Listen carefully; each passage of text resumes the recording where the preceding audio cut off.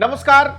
बिहार में एक तरफ चुनाव हो रहे हैं, लेकिन दूसरी तरफ सवाल यह बना हुआ है कि प्रधानमंत्री नरेंद्र मोदी अपने कैबिनेट का पहला विस्तार कब तक करेंगे। यह सवाल इसलिए क्योंकि हाल ही में 2 मंत्रियों के पद खाली हुए हैं। एक केंद्रीय मंत्री सुरेश अंगाड़ी का निधन हो गया, यह आपको भी पता है। तो ऐसे में सरकार के पास कुछ पद इस वक्त खाली हैं, कुछ विभाग खाली हैं, और इसके साथ साथ क्योंकि मंत्रियों की तादाद हमने देखा था मोदी सरकार के पहले कार्यकाल में 70 थी। वैसे जब सत्ता में प्रधानमंत्री नरेंद्र मोदी आए थे तो उन्होंने एक नारा दिया था और इसमें कहा गया था कि मिनिमम गवर्नमेंट मैक्सिमम गवर्नेंस, और इसके तहत यह दावा किया गया था कि कम से कम मंत्रियों में मोदी सरकार चलेगी। लेकिन प्रधानमंत्री को कुछ ही दिनों बाद हमने देखा, पहले कार्यकाल में कुछ ही दिनों बाद, कुछ ही महीनों बाद मंत्रियों की संख्या बढ़ानी पड़ी। अब अभी भी सवाल ये उठ रहा है कि कैबिनेट पे तो सिर्फ 51 लोग ही हैं, लेकिन अब उनकी संख्या 70 तक होनी चाहिए। प्रधानमंत्री नरेंद्र मोदी ने नवंबर में जो पहला विस्तार किया था उसके बाद से कई पद खाली हुए, कुछ लोग छोड़ के गए, जैसे कि हरसिमरत कौर छोड़कर चली गई, उनका विभाग किसे मिलेगा अभी तक ये तय नहीं हुआ है। तो कहा यह जा रहा है, जानकार ये बताते हैं कि तकरीबन जो हालात नजर आ रहे हैं उस पर 10 नवंबर तक का इंतजार करना पड़ेगा। 10 नवंबर को क्यों?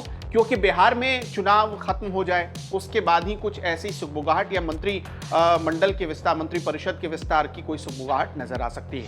अब दूसरी वजह ये समझिए कि ऐसे वक्त में जब एक तरफ चुनाव चल रहा है या सब कुछ ठीक चल रहा है मोदी सरकार में, तब कैबिनेट विस्तार की मांग क्यों या कैबिनेट विस्तार की बातें क्यों सामने आने लगी? वो इसलिए सामने आने लगी है क्योंकि हाल ही में 3 दिनों पहले यानी पिछले शनिवार को ही जो बीजेपी के राष्ट्रीय अध्यक्ष हैं जेपी नड्डा, उन्होंने अपनी नई टीम का ऐलान किया। और बीजेपी में एक फॉर्मूला है, एक व्यक्ति एक पद। यह फॉर्मूला बीजेपी में बखूबी अपनाया जाता है। जैसे कि आपने देखा होगा, एक व्यक्ति एक पद के तहत जब अमित शाह गृह मंत्री बन गए तब उन्हें राष्ट्रीय अध्यक्ष का पद छोड़ना पड़ा था, और तब जेपी नड्डा को उन्होंने उस पद पर बिठाया कार्यकारी अध्यक्ष बनाकर। लेकिन अब यहां समझिए, अभी हाल ही में विनय सहस्त्रबुद्धे और राम माधव जैसे लोगों को हटाया गया है, बीजेपी की टीम से हटाया गया है, जेपी नड्डा की टीम से बाहर किया गया है। इसका मतलब ये, सरोज पांडे का नाम उसमें शामिल है। इसका मतलब ये कि अब हो सकता है कि इन्हें कैबिनेट में जगह मिल जाए, क्योंकि जैसा कि मैंने पहले बताया कि बीजेपी में एक व्यक्ति एक पद का फॉर्मूला चलता है, और इस फॉर्मूले पर इस वक्त जेपी नड्डा की जो नई टीम तैयार हुई है, उस नई टीम से निकाले गए लोगों को कैबिनेट में जगह देकर उन्हें शामिल करते हुए एक नई जिम्मेदारी दी जा सकती है कि आप आइए, सरकार में शामिल होइए और सरकार को चलाइए। इस वक्त यही पॉलिसी शायद प्रधानमंत्री नरेंद्र मोदी की और बीजेपी की है।